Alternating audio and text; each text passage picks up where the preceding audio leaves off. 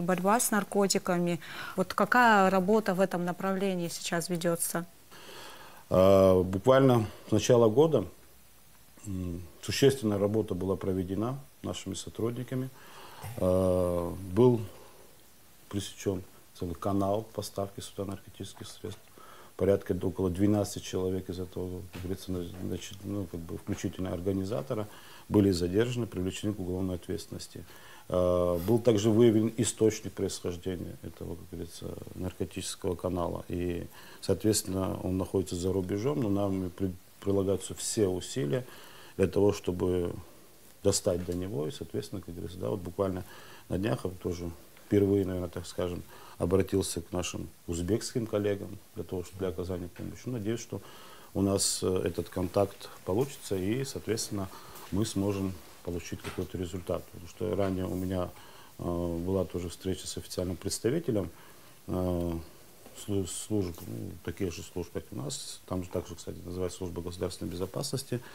С ним была встреча в Абхазии, здесь ряд договоренности были, в рабочем процессе. Вот скажите, откуда больше идет наркотиков? С востока или со стороны России? Касаемо, откуда идет основной поток наркотических средств, конечно, идет со стороны Российской Федерации.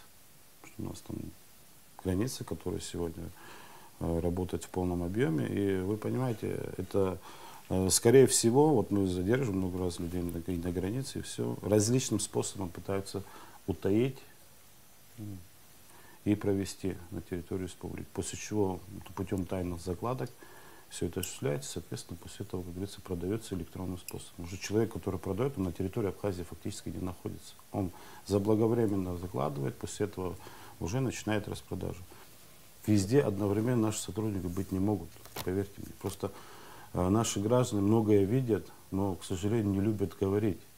Вот если своевременно они доводили для нас сведения о том, что они увидели там подозрительного человека или кого-то там, который, возможно, этим занимается, мы же можем просто проверить. Спрос уменьшить. Да, конечно, мы все должны вместе с этим бороться. Очень важно, какая работа проводится на границе, чтобы наркотики через границу сюда не шли. Если нет заинтересованных людей, может быть, даже чиновников в каких-то кругах и так далее, эти наркотики сюда не пришли. Или скажите, пожалуйста, почему наркотики со стороны Грузии сюда не идут? Вот это странно. Не странно, а как вы объясните, что оттуда нет наркотиков? А я вам объясню, почему. Да. Потому что вот в основе наркотический препарат, который у нас здесь употребляется нашими наркоманами, это метадон. Да, метадон, да. Который производится также, в том числе, на территории Российской Федерации. Да. И сюда засылают людей. Вот с Грузии прислать человека, который это будет закладывать, это очень сложно, согласитесь. Присылают, приезжают те же самые туристы, под видом туристов.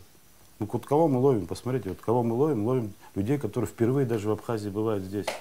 Молодые люди, студенты, различные такие нуждающиеся люди, которые попадают в эти сети. Они даже не знают, куда они едут, они не знают, зачем они едут. Хорошо. Они не знают, скажите, какие у нас статьи, все это организовывается еще на территории России. Да. Они же там организовывают этих людей, закладчиков находят и так далее. Все. Вот скажите, граница не может отсеять вот этих людей, профильтровать? Вот и касаемо границы, я вам скажу следующее, что это очень сложно.